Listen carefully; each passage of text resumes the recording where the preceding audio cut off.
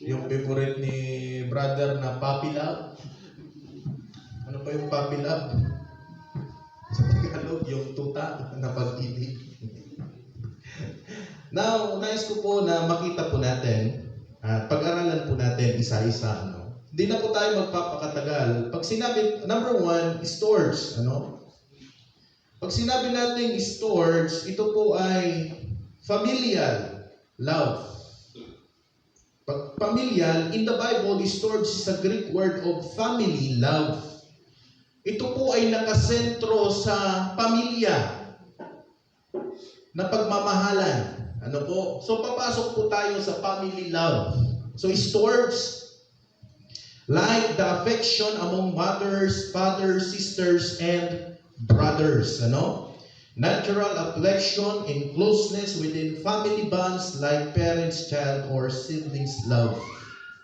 At makikita po natin,